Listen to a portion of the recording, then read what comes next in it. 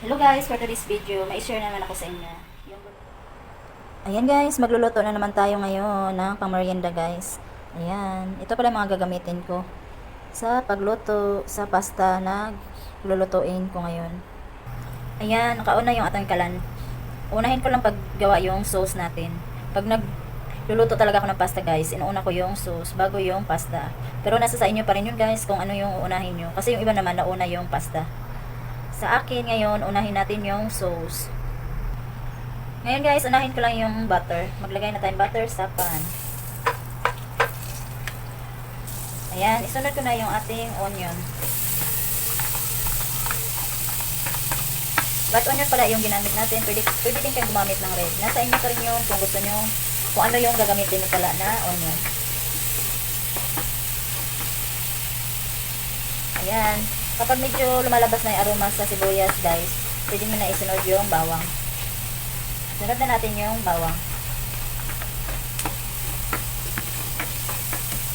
Dahil may bisita, bigla ang mga bisita ng anak ko guys, kaya ito magluto tayong pasta para pang merienda daw nila. Bihira lang din naman kasi ito. Ngayon lang din talaga sila pumunta at bumisita kay Nel. Sunod ko na yung giniling natin. Chicken pala yung gamit ko dito guys, yung breast. Siyempre, tinagtad ko lang siya ng pino. Ako na talaga naggiling yan. Tinagtad ko lang siya. Ayan. Sunod ko na yung hotdog.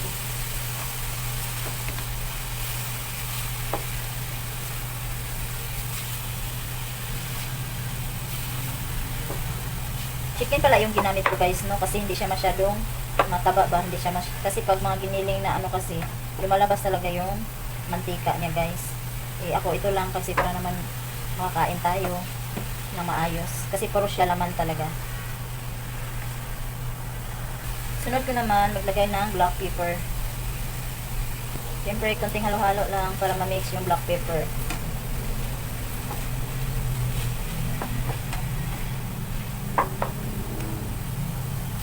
Ngayon guys, maglagay pala tayo dito ng spaghetti sauce. Ito talaga yung gusto kong sauce na ginagamit guys. Maglagay pala ako ng cubes. Beef cubes yung nilagay ko guys. Diba kay chicken yung nilagay natin, beef cubes yung ilalagay para maiba yung lasa. Para parang beef yung nilagay. Maglagay pala tayo ng cheese at sa panglasa. Dagdag pala panglasa guys. Itong cheese na gamit ko guys, dala pa to ng tita ko. Try ko lang kasi nga parang iba yung cheese nila doon guys. Sa Scotland daw to guys. Ang layo pa ng pinanggalingan. Mag-add pala ako ng oregano leaves. Siyempre mag-add din tayo ng sugar para medyo manamis-namis yung ating sauce. Ayan, ihalo-haloin lang din natin, mikos-mikos. Hanggang sa magsama-sama na yung mga ingredients natin at ma-mix ng maayos.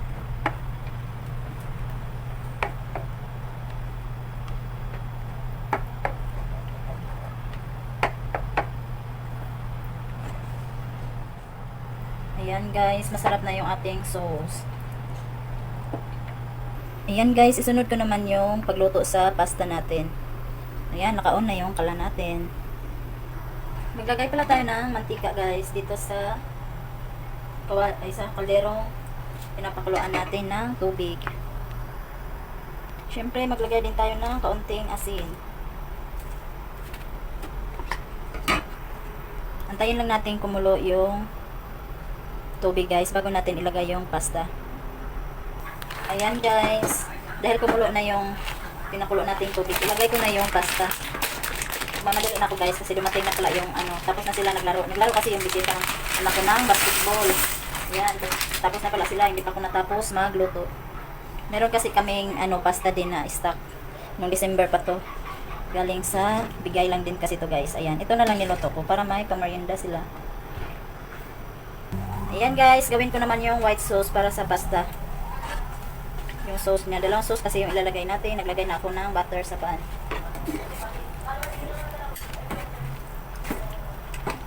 Tapos, maglagay pala tayo ng all-purpose flour.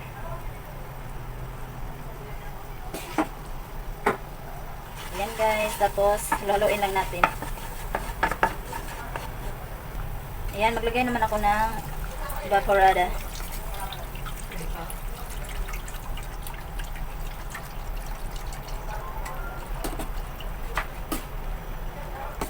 Ayan, tapos ngayon guys, maglagay tayo ng melted cheese. Hindi ko na in-slice kasi nagmamadali na tayo. Iyan lang natin siya matunaw kasi mag-melt naman to katagalan. Ayan guys, antayin lang natin siya medyo lumapot unti yung sauce. Yung white sauce natin. Maglagay tayo ng black pepper.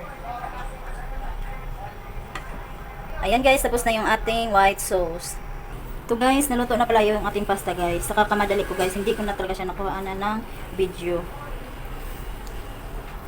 Pero alam niyo naman guys kung paano magluto na rin ng pasta. Ayan, sobrang sarap na yung pasta natin. Ayan guys, nilagay ko na yan dyan guys sa lagayan.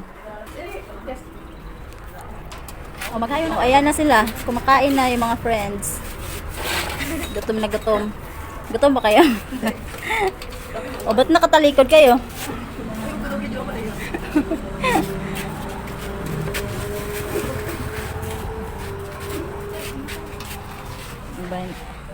Ayan. Sana may natutunan po kayo sa aking video. Bye!